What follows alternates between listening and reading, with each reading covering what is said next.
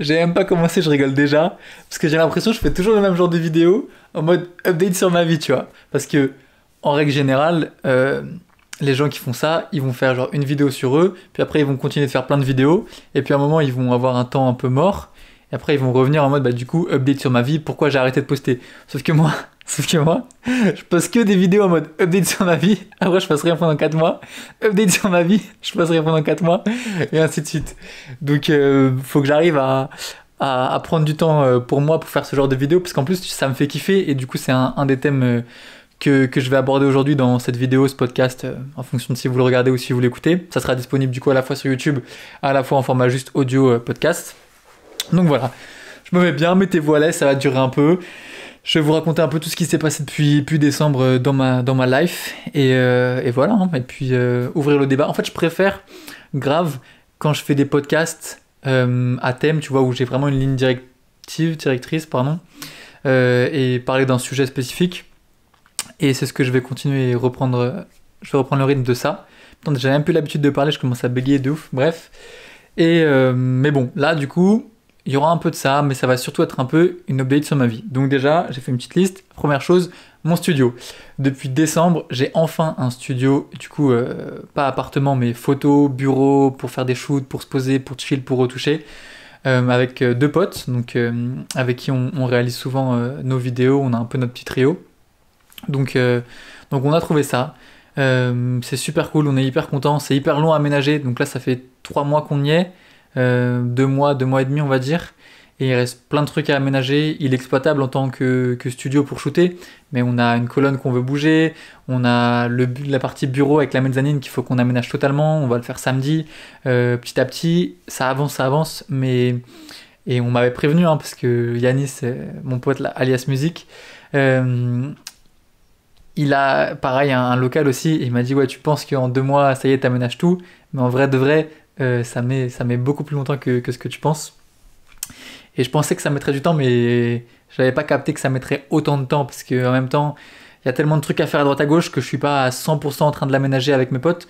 Donc, euh, donc évidemment ça prend du temps, mais là j'ai envie de me chauffer, de faire une sortie, de dire vas-y on va sur le bon coin, sur machin, sur truc, on prend tout ce qu'on veut, en une semaine on l'aménage comme des fous, ça va nous coûter de l'argent et on le rentabilisera sur le long terme, parce que du coup le but c'est de le louer, de bosser là-bas, mais ouais de louer en partie, tu vois, juste quelques jours pour pouvoir le rentabiliser, parce qu'il y a un bel espace, lumière naturelle, un fond de 3 mètres, 3 mètres 50.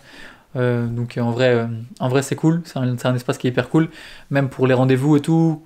Enfin bref, franchement le lieu est cool. J'ai pas beaucoup communiqué là-dessus. Si vous me suivez sur Insta, vous voyez un peu les stories qui passent, mais j'ai pas communiqué à fond là-dessus parce que le truc il est vraiment en cours de création, quoi. Donc je communique surtout sur l'évolution du projet, du studio, plus que sur le studio en lui-même une fois qu'il sera fini. Là je pense qu'on va se faire un Insta. Je sais pas si on se fait un Insta, mais il faudra qu'on se trouve un petit nom de studio, qu'on communique dessus, qu'on puisse le louer. Le but aussi, ça serait de pouvoir le louer avec des optiques, des objectifs et des boîtiers argentiques. Parce que moi, en parallèle, j'ai le lab, du coup, bref, je vais en parler après, mais il y a de plus en plus de monde qui se met à l'argentique, et même des professionnels qui veulent tester des boîtiers. Le seul moyen pour l'instant, c'est d'aller sur eBay et de les acheter, et c'est des boîtiers qui valent 1000, 2000, 3000, 4000 euros. Donc, donc tu sais, si tu l'as jamais eu dans les mains, c'est dur de se rendre compte si c'est vraiment le bon matériel pour toi. Donc l'idée c'est que comme nous à 3 on fait beaucoup d'argentique, on a à peu près on a pas mal de boîtiers moyen format et 35 mm, donc des Contax, des Mamiya, des RB, des RZ, des Fuji, des GA 645, des GA, non des Fuji M645, enfin bref on a vraiment pas mal d'objectifs et de boîtiers argentiques. Et donc l'idée ça serait d'avoir un forfait où soit tu loues le studio, soit tu loues le studio plus les appareils que tu veux tester pour savoir si tu veux les acheter après, etc. Nous on les vendra pas, mais au moins tu sais, tu peux les louer sur place et les tester et faire un shoot avec. Donc ça peut être cool, franchement je pense que c'est cool parce que je sais qu'il y a quelques boîtes de log qui vendent quelques optiques et boîtiers argentiques, mais là on aura vraiment un beau choix, une belle collection, et du coup en plus on sera sur place pour te montrer si tu connais pas comment ça marche et tout. Donc le concept est cool, et peut-être d'autres boîtiers, d'autres marques et tout, j'en parlerai si ça se concrétise, mais il y avait des marques qui m'ont contacté pour améliorer un peu cette idée, ce projet. Donc on verra tout ça. J'en parlerai une fois que ça sera fini. Là, samedi, du coup, on va tout virer ce qui reste en haut à la mezzanine. On va tout amener à la déchetterie parce que c'est pas possible, c'est un bordel de ouf. C'est des trucs qui sont pas à nous parce qu'on a récupéré un peu en l'état le lieu. Donc on aménage tout ça. J'ai trouvé un bête de canapé, mais vraiment un canapé genre... Oh là là, la meuf elle m'a répondu là, le canapé neuf, il vaut 3500 €. Donc c'est un canapé d'angle de malade, genre de malade. De fou malade, de fou, si on l'a, c'est une folie. Sauf que, comme on a une mezzanine, il y a des poteaux en bois qui soutiennent la mezzanine, et donc on peut pas vraiment le mettre dans l'angle, le canapé, parce que l'angle il est pris par le poteau. Donc faut qu'on trouve une combine, faut qu'on arrive à le choper, parce que le fait un vraiment bon prix, et vraiment, si t'arrives dans un lieu, tu vois ce canapé là, tu te dis ah ouais, ok, c'est comme ça, tu vois, alors vraiment il est trop stylé. Bref, je parle alors qu'en vrai je vais jamais l'avoir, mais bon. Dans mes rêves, il est dans mon studio, tu vois. Deuxième truc, Adrelab, mon lab enfin de scan. Du coup, c'est un lab de scan, mais je fais sous-traiter le développement. Donc en gros, parce que je l'ai peut-être mal communiqué dessus, et je communique très peu dessus, enfin pas assez en tout cas. En gros, le concept c'est que j'en avais marre des scans à Paris qui pour moi me convenaient pas. Par rapport à ceux des États-Unis, à New York, j'avais des scans vraiment incroyables. À Paris, ça me saoulait, c'était soit hyper bonne qualité, soit hyper cher, soit bonne qualité mais pas bonne couleur, soit couleur de ouf mais très mauvaise qualité, soit pour avoir la bonne qualité, il fallait payer super cher, enfin bref, c'est vraiment des combos et rien m'allait. Et du coup, je me suis mis à scanner moi-même et j'ai trouvé à peu près le combo qui me convient totalement, même si, pareil, je suis encore en train, jour après jour, semaine après semaine, saison après saison, je vais vous expliquer le concept après, de l'améliorer, améliorer les couleurs. Je suis hyper content de où ça en est. Donc moi je fais pas de développement, je fais pas de chimie, je fais rien, mais vous pouvez quand même m'envoyer des pellicules pas développées, des jetables, peu importe, vous me les envoyez. Moi je les fais développer dans un labo professionnel, sous-traité.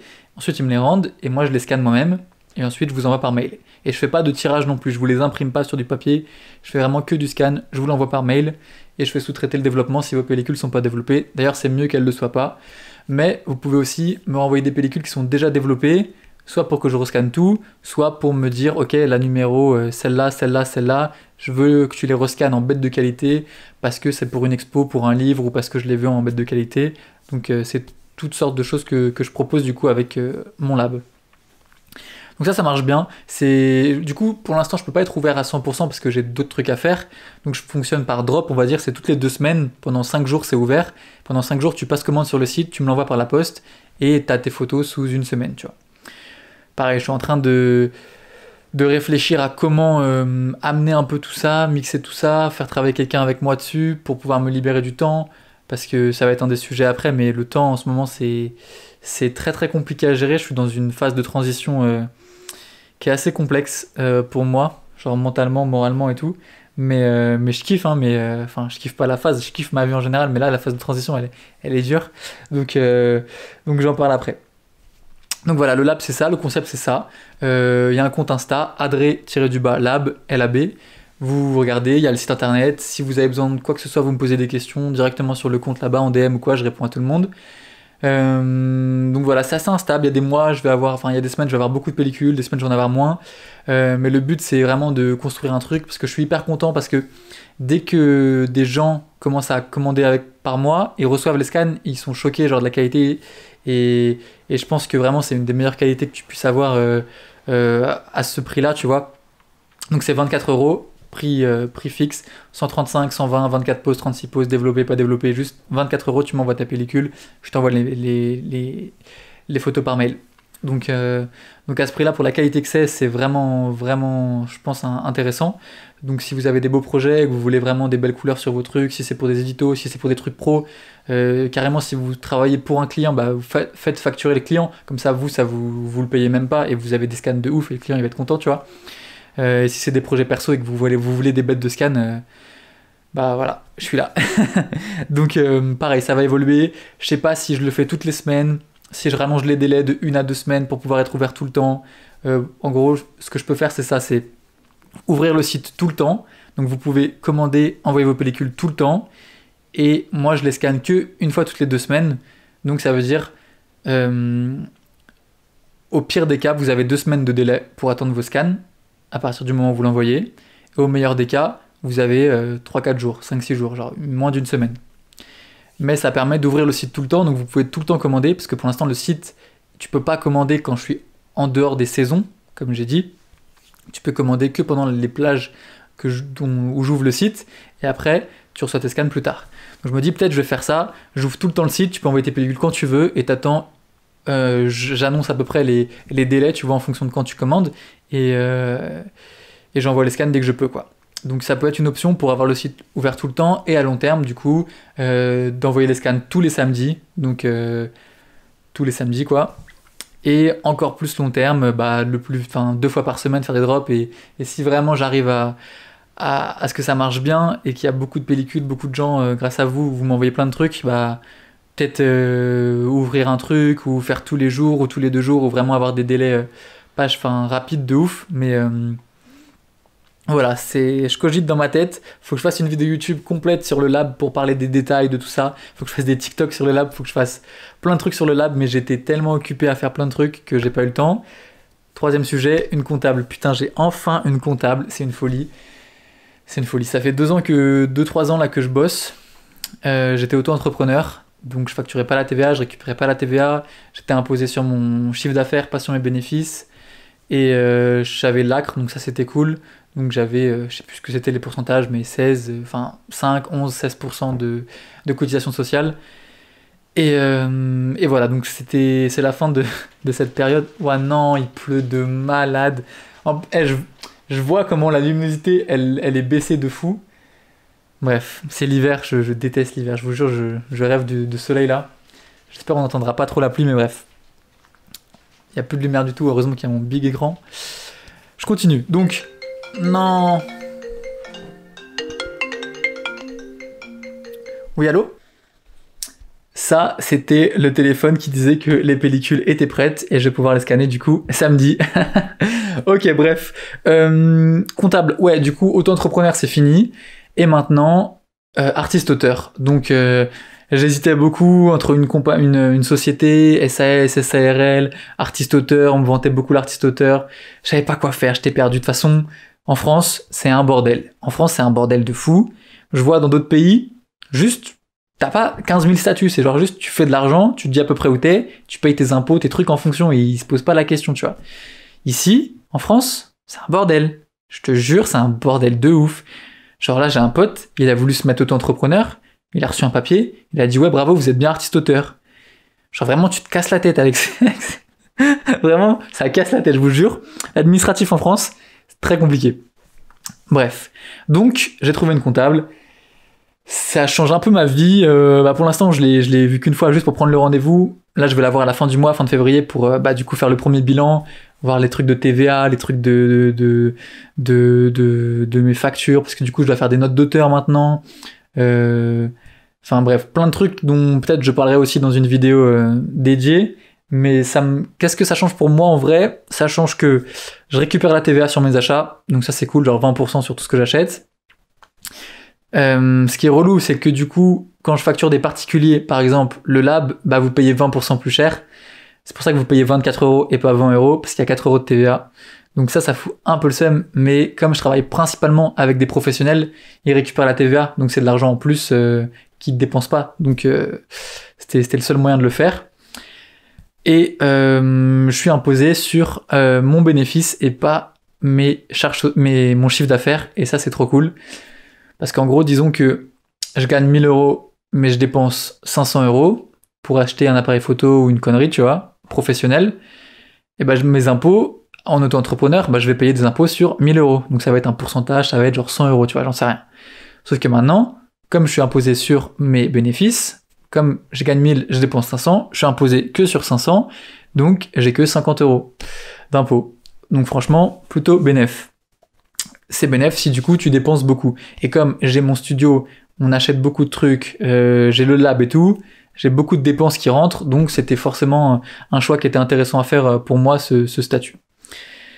Donc ouais, qu'est-ce que ça change pour moi? C'est juste que toutes les factures, dès que j'achète un truc professionnel, ou un repas professionnel ou ouais, des pellicules, des machins, des trucs, je dois garder les factures, les mettre dans un classeur, les prendre en photo, les stocker. Genre, il y a un peu une orga qu'il faut que je prenne l'habitude de faire assez quotidiennement. Parce que si tu fais ça une fois à la fin du mois, et où est-ce que j'ai mis la facture dans mon sac, dans ma pochette, dans mon truc et tout, c'est un bordel. Du coup, maintenant, dès que je rentre chez moi, je vide mon sac, je sors les factures, je les prends en photo, je les mets sur mon ordi, je les range dans mon classeur, fin.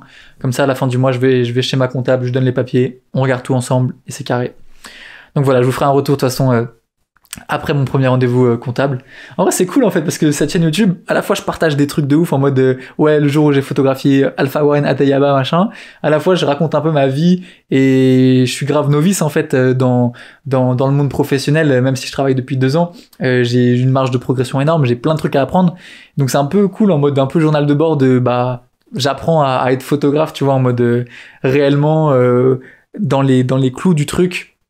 Donc c'est cool de documenter un peu ce process-là. Je trouve ça hyper intéressant et que ça soit pour des gens qui veulent être photographes, qui suivent un peu mon parcours, ou pour plus tard des gens si j'ai vraiment évolué, c'est ce que je me souhaite et c'est un peu le but, tu vois, dans 5-10 ans, tu vois, de revoir ces vidéos où j'en étais en bas de l'échelle et voir que plus tard j'ai grave gravi les échelons. Ça fera trop plaisir à voir. Donc tout ce concept de podcast, de vidéo et tout, je trouve ça hyper intéressant pour ça, du coup, justement. Comptable, donc ça c'est fait. On va parler de quoi? Ensuite, poster tous les jours, ok. Bon, ceux qui savent pas, pour ceux qui savent pas, du coup, j'ai commencé Insta, moi, en postant tous les jours pendant 1 an. C'était un projet pour moi, 365, où tous les jours, pendant 1 an, 365 jours, je postais une photo. C'est ça qui m'a fait un peu connaître, en mode, c'était à l'époque, 2016, les gens étaient pas à fond sur Insta, il y avait pas de story ou quoi, c'était vraiment... il y avait pas de vidéo et tout, il y avait pas de pub, c'était vraiment Insta, tu vois. Donc poster tous les jours, ça m'a boosté de ouf parce que du coup les gens ils étaient là en mode ouais, j'attends ton post de ce soir, machin, etc. C'est un peu comme une émission que tu vas regarder à la télé toutes les semaines. Du coup le soir, hop, tu te poses devant ta télé, t'attends que l'émission elle arrive. Bah là c'était pareil avec mes photos. Je me suis fait un peu des gens qui étaient fans de mon travail parce que tous les soirs ils attendaient la nouvelle photo et je postais des trucs qui étaient assez variés. J'avais beaucoup voyagé donc j'avais un stock de photos qui était assez conséquent. Donc je pouvais poster des photos de Paris, de Montréal, des États-Unis, des portraits, des paysages, des rooftops. Donc tous les soirs une nouvelle photo, un peu la surprise de qu'est-ce que ça va être, avec une petite citation, une musique si t'as envie d'écouter une musique, une petite description de la photo, enfin bref. J'étais à fond dans ça. Après j'ai arrêté, après je me suis mis à poster beaucoup, moi pas beaucoup, après ça m'a saoulé. Après j'avais en fait un peu comme tout le monde, comment l'évolution des réseaux, l'évolution aussi de la santé mentale des gens, tout évolue tout le temps. Donc je postais moins et là avec des potes on s'est chauffé, on s'est dit vas-y on reposte tous les jours. Donc là je me suis remis à reposter tous les jours. Mais pareil, il y a toujours ce débat de est-ce que c'est bien, est-ce que c'est pas bien, poster tous les jours, poster de temps en temps, est-ce que ça tue pas tes photos si tu postes tous les jours. J'avais fait un podcast sur ça si vous l'avez pas écouté, ce podcast-là sur tuer ses photos, c'est un de mes récents, là, franchement, allez l'écouter, puisque le débat, il était assez intéressant, et j'ai toujours pas de réponse vraiment précise sur ça. Je reparlais l'autre jour sur Clubhouse aussi. J'aime bien Clubhouse aussi, enfin, bref, faut pas que je me m'éparpille. Et donc voilà. Qu'est-ce que je disais? Ouais, poster tous les jours. Du coup, je me suis remis à poster un peu tous les jours, mais en fait, c'est hyper chronophage, et je sais pas si c'est bénéfique, si c'est pas bénéfique. Enfin, de toute façon, c'est tellement devenu le bordel, Insta, les réseaux, les trucs et tout. En vrai, ce qu'il faudrait que je fasse pour moi, c'est TikTok à fond, que je me remette sur TikTok, parce que ça m'intéresse de ouf, et je vois beaucoup plus le potentiel sur TikTok que sur Insta, parce que sur Insta, là, du coup, ça fait 3 semaines que je poste tous les jours, et j'ai pas gagné tant d'abonnés que ça, et je gagne que des fakes, mais genre t'as peur, franchement. Là tu vas voir mon profil Insta maintenant, tu vas dans mes abonnés, j'ai genre 23K. Je sais pas, genre tu regardes les 500 derniers, il doit y avoir 400 fakes, c'est abusé, et je les bloque, je les supprime et tout, mais tout le temps il y a des fakes. Bref.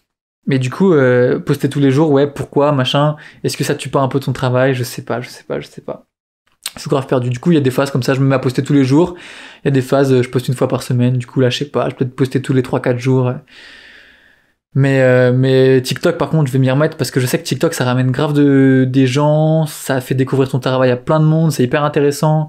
Je trouve que c'est un réseau qui qui a une marge de progression qui est énorme, qui a déjà progressé de fou depuis 1 an et même depuis 4 ans. Mais moi, ça fait que 1 an que j'y suis. J'avais 80 000 abonnés. Franchement, 1 million sur TikTok, ça me paraît pas impossible, tu vois. Et quand t'as 1 million sur TikTok, je te promets que les retombées après sur Insta et professionnel, il y en a, tu vois. Donc, faut que je m'en mette à ça. Ensuite, du temps pour moi. Ça, c'est un sujet qui est vraiment hyper important, et c'est aussi pour ça que je fais cette vidéo maintenant, aujourd'hui, parce que depuis décembre, du coup, j'ai plus fait de vidéos sur YouTube, déjà parce que c'était les fêtes, et après parce que j'étais noyé, la brasse, tu vois, vraiment la brasse coulée, dans les trucs à faire, et je bossais, mais je bossais pas forcément en étant payé, et c'était même pas forcément bosser, c'était juste j'avais plein de trucs à faire, et j'ai toujours plein de trucs à faire, qui me rapportent pas forcément d'argent, voire pas du tout d'argent, il faut que je les fasse, et ça me prend beaucoup de temps. Genre, je vais aider des potes en studio, je vais aller au studio pour avoir des rendez-vous, je sais pas qu'est-ce que je fais, mais ça fait 3 mois, j'aide mes potes, on déménage, on fait ci, on fait ça, je monte une vidéo, j'aide Pablo pour sa vidéo, j'aide Clément pour sa vidéo, j'aide mes potes pour un truc, je fais du montage, j'assiste sur un shoot, je fais des shoots, genre, j'ai fait plein de trucs, tous les jours, je faisais des trucs, j'étais pas chez moi, ça fait 3 mois que je suis pas chez moi, je fais que bosser tout le temps, c'est une dinguerie, et mais du coup c'est hyper mauvais pour moi, parce que du coup ça fait 3 mois que j'ai rien fait pour moi, j'ai pas fait de shoot pour moi, j'ai pas fait de vidéo pour moi, j'ai pas fait de podcast pour moi, j'ai pas fait de TikTok pour moi, j'ai pas pris un temps pour moi, pour rester chez moi, pour lire un livre, j'ai pas eu de temps pour moi, et tu sais tu pourrais, et en plus il y a cette histoire de réseau, en mode tu sais, tu postes ta vie sur les réseaux, les gens ils pensent ouais il fait trop de trucs, c'est trop cool machin, j'ai toujours des DM en mode mais comment tu fais pour faire autant de trucs machin, bah comme ça tu vois, mais c'est pas sain, genre c'est grave pas sain, genre et encore vous voyez même pas, parce que les 3/4 de ce que je fais quand j'assiste en studio, j'ai fait un shoot, j'ai fait un calendrier, j'ai fait plein de trucs, vous savez même pas, genre je vous jure je fais plein de trucs. Et déjà, ce que je vous montre, vous pensez que je fais beaucoup de choses, mais si vous voyez un peu ce que je faisais vraiment tout le temps, mais vous pèterez un câble, genre. Et c'est pour ça, moi, je pète un câble déjà en le faisant, parce que j'en peux plus. Je fais que faire le truc tout le temps. Du coup, je me suis dit, là, c'est bon, faut que je me bloque au moins, non, pas plus, mais un jour par semaine, mais un jour complet par semaine, où je fais que des trucs pour moi. Je vais me balader, je reste chez moi, j'enregistre une vidéo YouTube, je fais des trucs pour moi, je lis des livres, je retouche, mais que des projets qui me tiennent à cœur, qui sont à moi, que je dois à personne. Et franchement, j'en ai besoin, tu vois, parce qu'en tant que, je m'appelle pas artiste, mais en tant que, je sais pas créateur, j'ai pas le mot, mais en tant que la personne que je suis, il faut que j'ai du temps pour moi et que je fasse des trucs pour moi. Je me considère pas de ouf comme un mec hyper créatif. Je suis beaucoup plus fort quand on me donne une idée et que je la remodèle, ou alors qu'on me met sur un clip ou sur un plateau et que je trouve les meilleurs angles, les meilleures idées, les meilleurs trucs. Mais il me faut un peu cette texture de base sur la pâte à modeler que je vais te modeler, tu vois. Tu vas pas rien me donner et me dire vas-y fais un truc. Il faut que tu me donnes un truc et tu me dis vas-y prends ça, fais un truc cool. Moi j'ai besoin de ça, tu vois. Donc peut-être que c'est créatif, mais pour moi je suis pas un mec créatif de zéro, tu vois, de rien. En mode vas-y on va faire un clip, t'as des idées. Je suis là en mode on va filmer, ouais bon on va filmer, tu sais quoi. Non, moi, faut que tu me dises, ouais, on va faire ça, on va aller dans Paris, on va faire du paintball, on va aller sur un toit, machin. Et du coup, tu vas me donner ça, et moi, je vais dire, ok, alors c'est mieux si on fait ça, c'est mieux si tu t'habilles comme ça, machin, là, ça va pas, allonge-toi, le soleil, il va pas. Genre, une fois que je suis dans le vif du sujet, je te dis tout ce qu'il faut. Je pense que j'ai une vision vraiment claire sur comment faire des belles choses, parce que mon travail, il est très, justement, pas engagé, justement, pas...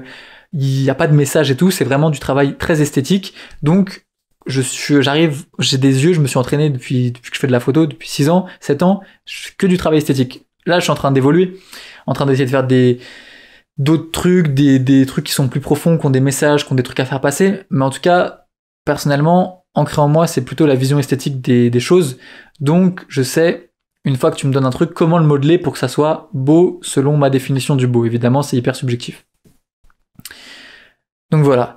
Et donc prendre du temps pour moi c'était hyper important. Et donc une fois par semaine, juste prendre du temps, me poser. Je sais même pas si je vais réussir, mais là déjà je refuse des trucs, j'apprends à dire non. Je suis un mec, j'arrive pas à dire non, tu vois. Genre j'ai envie d'aider tout le monde, je suis comme ça, on peut compter sur moi. Du coup les gens, ils en abusent, c'est juste comme je me considère comme un mec sur qui tu peux compter. Ça veut dire je vais pas savoir te dire non. Donc les gens ils me proposent, mais là maintenant il faut que j'apprenne un peu à me dire ok non là il me faut du temps pour moi, il me faut faire mes trucs et tout. Le lab je vais le déléguer à quelqu'un, je vais lui apprendre. Enfin bref, faut que je change un peu ma vie parce que ce que je disais c'est cette période de transition entre le labo, le studio, tous les projets que je fais et le manque de temps pour moi que je prends pas pour moi, c'est super dur. Je passe 3h30, je sais pas, des fois je passe 4h, 3h30, 4h par jour dans le métro, dans le RER. Genre, je pète un câble, je vous jure, je pète un câble. Je kiffe le métro, je kiffe les tags et tout. Mais 4 heures par jour, ouais, non, c'est long. C'est long, je te jure. Et du coup, je peux rien faire. Tu sais pas, je vais pas sortir mon ordi, je vais pas mettre à retoucher, je vais pas faire du montage vidéo dans le train ou dans le RER ou dans le métro, tu vois. Donc hyper relou. Donc, il faut que je prenne, tu vois, par exemple, l'autre jour, il y avait des potes qui étaient en shoot au studio. Et d'un coup, il y a plus de fond. Donc, le fond papier, le fond de couleur, tu vois, blanc, pour faire les photos dessus, il y en a plus. On arrive au bout du rouleau. On se dit merde, du coup j'appelle, j'en rachète, et les mecs ils me disent ouais, je suis là dans 1 heure. Je me dis cool, j'appelle mon pote qui shoot, il répond pas. J'appelle mon pote qui la connaît beaucoup, qui connaît la personne beaucoup mieux, il me dit elle me répond pas non plus. Je me dis ok, donc là le truc il arrive dans 1 heure, moi je mets 1 heure à y aller, j'ai un rendez-vous après, ça veut dire je vais y aller, je vais revenir, je vais perdre 2h30 juste pour récupérer un fond, tu vois. Et donc j'ai fait ça, j'ai perdu 2h30. Et le pire, c'est pas, j'arrive au studio et je vois ils sont encore là-bas en train de shooter. Je leur dis mais pourquoi vous avez pas répondu à mon appel parce que là je viens de perdre 2h30, genre j'ai trop le seum. Mais non, je sais pas, ils étaient occupés, ils shootaient, je leur en veux même pas, tu vois. Mais du coup, c'est que des trucs comme ça, aller chercher des négatifs, aller chercher des pellicules, aller chercher ci, aller chercher ça, rendez-vous ci, rendez-vous là, aller au studio, à Ivry, ça va, mais bon, au bout d'un moment, ça cumule. Et ouais, par semaine, avant j'avais un pass en plus Navigo, pas Navigo, mais du coup imaginaire. Et en gros, non, je sais pas ce que c'est je sais plus ce que c'est le truc. Tu payes dès que tu passes. Et bah franchement, les 2 derniers mois, j'ai raqué j'aurais mieux fait je sais pas ce que j'aurais mieux fait de faire, mais j'ai payé vraiment cher en passe, en ticket pour rien, tu vois. Parce que je faisais que des allers-retours, des trucs, des machins, 5 trajets dans la journée, bim, 2 euros x 5, je sais pas, bref. Ah, je parle beaucoup. Mais donc voilà, cette transition, elle va me faire du bien. Et de toute façon, c'est ça. Hein. De toute façon, tu sais, moi, je suis dans un mode, le lab, j'ai envie d'un moment, du jour au lendemain, j'ai envie de tout arrêter, machin, mais je me dis, mais jamais, tu vois. Faut juste que je délègue, que j'apprenne vraiment grave à déléguer ça. C'est un truc que je sais pas encore faire. Et il faut que j'apprenne à le faire, à grave déléguer les trucs, apprendre aux gens, avoir plus de temps libre, plus être en mode manager qu'en mode technicien, pour avoir plus de temps, justement, pour moi, quitte à gagner moins d'argent ou même à perdre un peu d'argent. Ça va me permettre mentalement d'être beaucoup plus clair dans ce que je veux faire, de me concentrer sur la com du lab et sur plein d'autres projets. Et l'argent que je vais perdre entre guillemets ou même que je vais perdre réellement en déléguant des tâches, en payant des gens pour faire des trucs à ma place, bah, je vais le gagner plus tard parce que le temps que je vais avoir pris au lieu de faire des trucs de con, entre guillemets évidemment, des trucs de con c'est horrible, des trucs genre techniques tu vois, genre qui t'enrichissent pas de ouf, bah je vais les passer à faire du réseau, à faire de la com sur des trucs et donc ça va me rapporter d'autres clients. Donc sur le long terme, c'est une stratégie qui va payer, j'espère. Et donc il faut que j'apprenne ça, à déléguer les choses quoi que j'ai pas envie de faire. Donc voilà. Et ouais, du coup, ça m'a fait du bien l'autre jour, après cette journée de fou où j'ai couru partout pendant 2h30, 3 heures, aller chercher des fonds au studio. J'ai enfin passé une soirée où j'avais pas de taf. Enfin, j'avais du taf, mais j'ai pas taffé.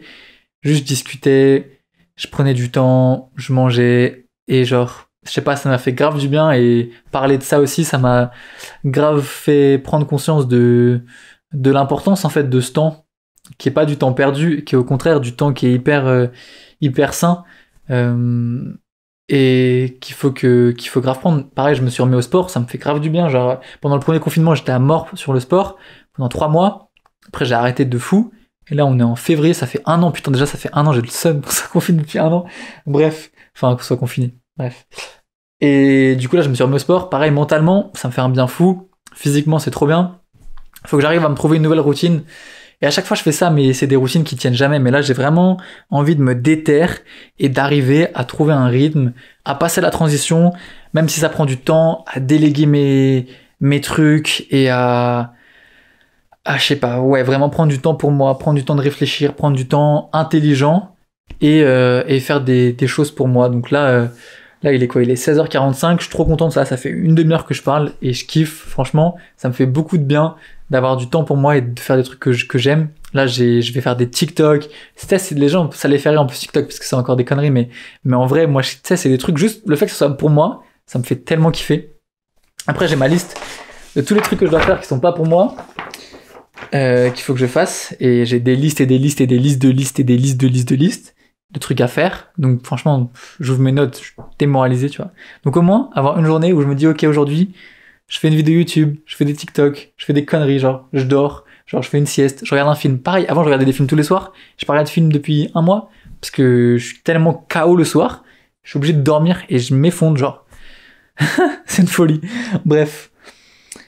J'ai plein d'autres trucs à faire, mais c'était cool d'en parler.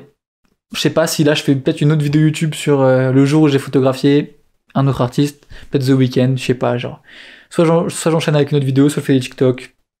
Je vais voir. Mais en tout cas, je vais grave faire des vidéos à thème en mode le studio. Il y aura une vidéo YouTube, genre mon studio, une fois qu'il sera fini. Une vidéo sur le lab dans quelques temps, une fois qu'il sera bien installé.